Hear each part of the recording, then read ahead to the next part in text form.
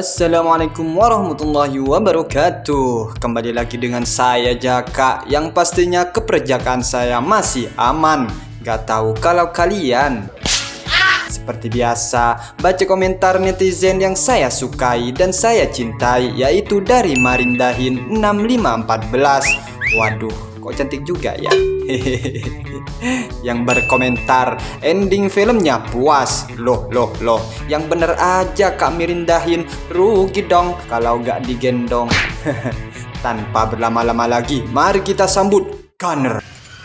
Sehingga tiba saatnya Adobe bertemu dengan antek-anteknya untuk membahas rencana mereka di sebuah bar yang dimiliki oleh Kolonel Lee Gunner. Ya, kita sebut saja Lee. Di bar itu, yang baru saja pulang dari penugasannya sedang membantu sang istri untuk berjualan. Pada akhirnya, ada seorang bocah geng motor yang dengan sengaja melemparkan pisau ke tembok untuk memancing emosi Lee. Tentunya, Lee tidak menyukai hal tersebut dan menanyakan apa mau dari bocah itu. Dan si bocah semakin memancing emosi dengan menanyakan anaknya yang sudah meninggoy mengenaskan, sehingga pada titik amarah tertinggi, Lee lantas menghajar bocah tersebut.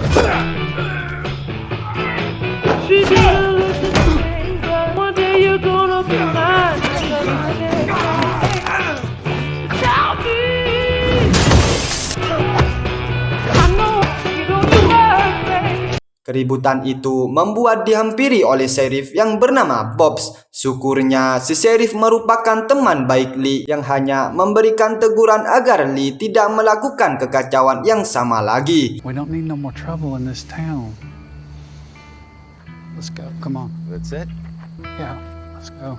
Ketika bar itu sudah tutup, lantas Lee mengajak keluarganya makan malam di depan rumah. Diketahui Lee sedang tidak baik-baik saja dengan keluarganya. Untuk memperbaiki hubungannya dengan anak-anaknya, berniat mengajak anak-anaknya untuk berkemah. Ya, Travis si kakak yang masih menyimpan dendam dengan Lee karena atas kematian adiknya yang bernama Delon, ia pun pergi begitu saja menuju rumah sang pacar barunya. Berbeda dengan sang adik yang bernama Luke, ia sangat menghargai ayahnya yang menjadi pasukan komando kebanggaan negara, dan ia menyetujui ajakan ayahnya dan lebih memilih menghabiskan waktu bersama sang ayah. Well, I for one actually do want to go camping. That would be nice. Hingga pada malam itu terungkap permasalahan Lee yang dibicarakan berdua dengan sang istri, di mana Lee hampir tidak memiliki waktu bersama dengan keluarganya dan lebih memilih tugas untuk negaranya, sehingga sang istri dan anak-anaknya menganggapi telah mati sejak lama. We lost a child.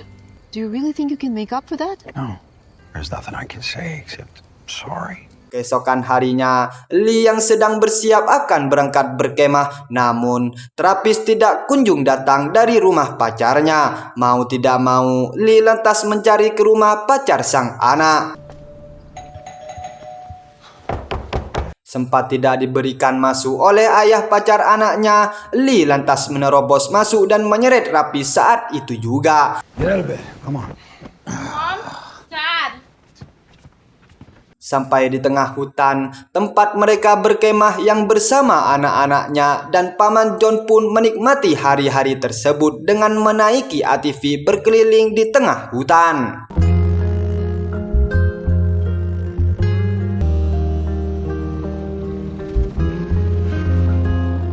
Di hari kedua, Lee lantas mengajak semuanya untuk berkeliling hutan menaiki ATV. Namun mereka menemukan kejanggalan, yaitu sungai yang kering dan beberapa hewan meninggoy. Untuk antisipasi, Lee menyuruh anak-anaknya menunggu sembari Lee dan John akan mengecek situasi di sekitar sana. Dan ya, Lee dan John menemukan sebuah laboratorium narkoboy yang tersembunyi di dalam hutan. Diketahui, lab tersebut merupakan milik Riker yang dikelola oleh anaknya. Merasa situasi akan berbahaya, Lee lantas memilih untuk mundur dengan John, namun John tidak sengaja menginjak perangkap bom yang meledaknya saat itu juga. Lee berusaha menyelamatkan John yang kondisinya sekarat dan menyuruh anak-anaknya segera kabur dan meminta bala bantuan. Namun napas John tidak bisa bertahan. Bersamaan dengan itu, Lee terkepung oleh kelompok mafia yang ada di sana dan inilah yang terjadi.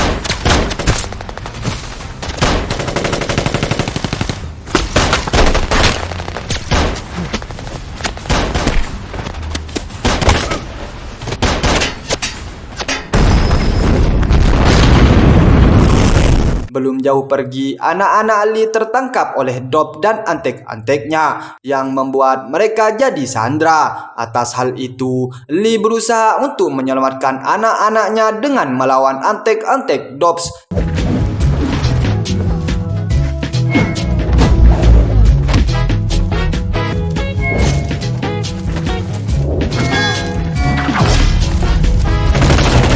Hingga DEA yang dihubungi secara diam-diam oleh Antek Dob membuat Dobbs dan antek-antek lainnya kocar-kacir. Dikira akan menyelamatkan anaknya Lee yang dijadikan sandera, mereka malah menangkap Lee dan membawanya. Lee dikurung di jeruji besi yang ternyata telah membunuh beberapa agen DEA yang ikut serta menyerang Lee di hutan tadi. Namun, Bobs merupakan serif di kota itu bernegosiasi dengan kepala agen DEA agar Lee bisa dibebaskan.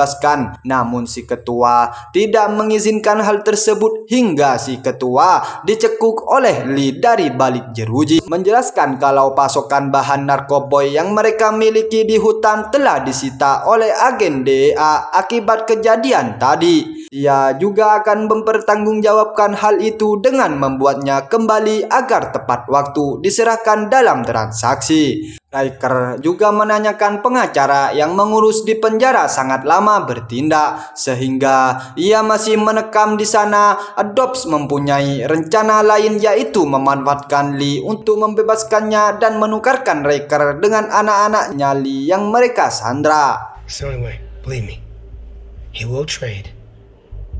You say that easy enough. That's because I know.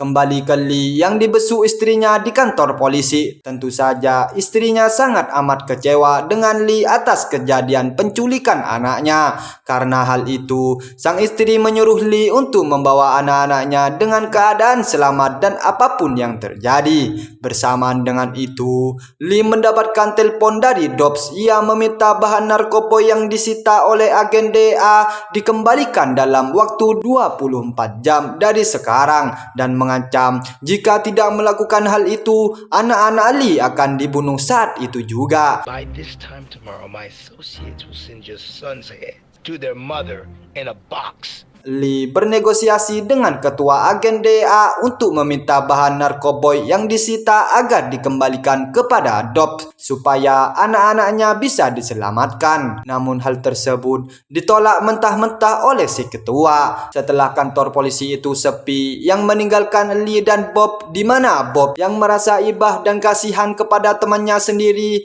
ia memberikan informasi yang ia ketahui tentang Dobbs. Kemudian Bob dengan sukarela melepaskan dan mengurung dirinya di balik jeruji besi itu. Good man, Bob. Just go get him. Berbekal informasi yang diberikan Bob, Lee lantas segera menghampiri Billy yang merupakan bagian antek-antek dari Bob di klub malam. Tanpa banyak cucut atau bicara, Lee langsung menghajar Billy. We didn't do names. Billy sempat tidak mau mengatakan tempat persembunyian Dob yang lain, sehingga Lee dengan tegas menembak kaki Billy hingga ia angkat bicara. They'll kill me. Okay. It's an old ironworks factory. Man, burns, man. That was my good leg. Beralih ke Dob dan anteknya yang berada di pabrik besi tua, si antek mencurigai ada pengkhianatan di antara mereka, sehingga agen DEA dengan mudah melacak keberadaan mereka. Dob pun memiliki ide untuk mengajak antek-anteknya melakukan permainan kecil, yaitu memeriksa ponsel mereka semua, sehingga ditemukan salah satu pengkhianat tersebut dan di headshot saat itu juga.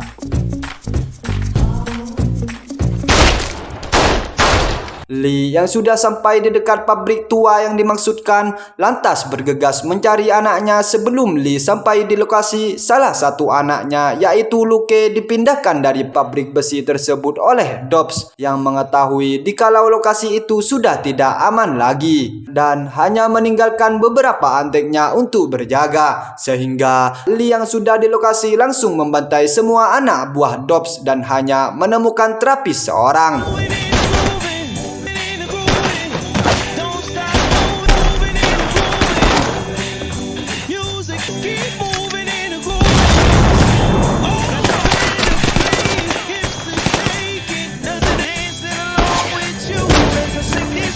Bersamaan dengan itu, tiba-tiba pasukan DEA mengepung keberadaan mereka. Dengan cerdik, Lee menyuruh anaknya terapis menyerahkan diri duluan dan tidak meyakinkan kesempatan Lee langsung kabur terjun dari atas dan membawa kendaraan pasukan DEA.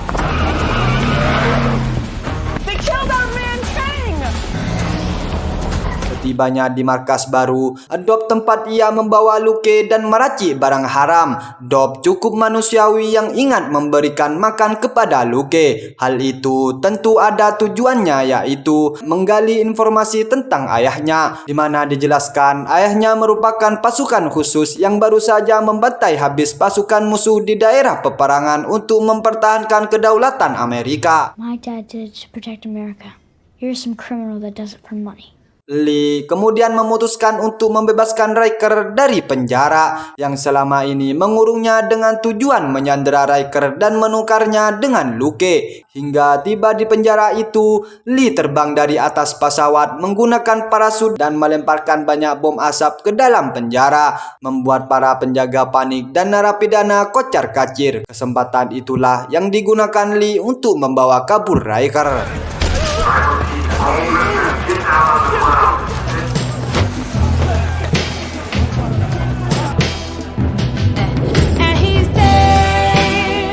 Never knew of a man who wanted to break into prison.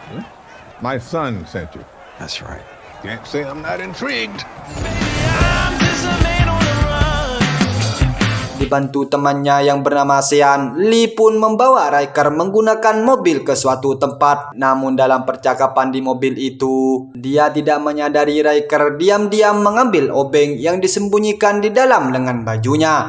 Tiba di tempat tujuan, Riker menanyakan kepada Lee apa yang ia mau sebenarnya. Tetap dengan rencana awal, Lee mengatakan ia berniat menukarkan Riker dengan Luke yang diculik oleh Dobbs, beralih ke Dobbs yang sedang perjalanan mengirim barang haram. Ia ditelepon oleh Riker menjelaskan bahwa ia sedang bersama Lee. Ia disandera dan menjelaskan tujuan Lee untuk menukarkannya dengan Luke. Akhirnya, Dobbs sepakat atas penawaran tersebut, sehingga pertemuan pun diatur di tempat pabrik tua terbengkalai dalam hutan. Kembali ke Lee, ia langsung ke lokasi pertukaran yang dipandu oleh Riker. Thing was sucking up all the water out of the stream, killing the forest and the animals.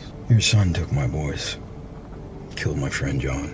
Dobbs terlihat sudah berada di tempat itu terlebih dahulu, sedang bertransaksi barang haram dengan pemesannya. Setelah transaksi itu selesai, akhirnya Lee sampai di sana dan menghubungi Dobbs untuk melakukan pertukaran. Hingga proses pertukaran berlangsung, Riker yang diikat dengan shotgun di dadanya oleh Lee dengan sengaja menusuk kaki Lee menggunakan obeng yang ia sembunyikan sebelumnya dan berhasil lepas dari cengkraman Lee. Namun, Riker tidak bernasib baik. Ia harus terbunuh dengan tindakan yang ia lakukan. Hal ini menyebabkan pertukaran menjadi kacau balau dan terjadi pertempuran di luar rencana. Tentu saja, Lee dengan gampang mengendalikan situasi tersebut.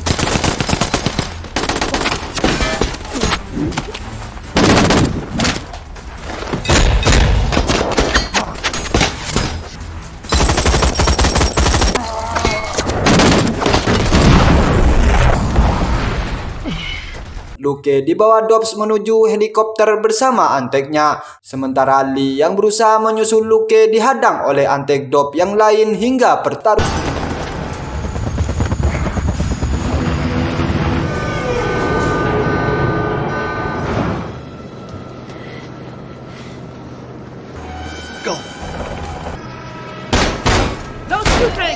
hampir kalah dengan posisi 2 lawan 1.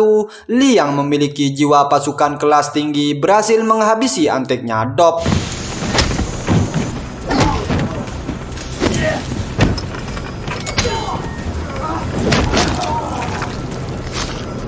Lee yang kelelahan berhasil dipukul mundur oleh film pun tamat. Ending yang sangat membagongkan. Terima kasih sudah nonton di channel Fahri Movie sampai akhir. Semoga kalian semua masih di dalam lindungan Allah Subhanahu wa Ta'ala. Dan bagi kalian yang suka dengan channel ini, ya tekan tombol putih menjadi tombol lonceng agar kalian tidak ketinggalan dari video-video yang sangat beradrenalin dari Mamang Fahri. Dan bagi yang tidak suka, ya tekan tombol janda di bawah ya. Hehehe.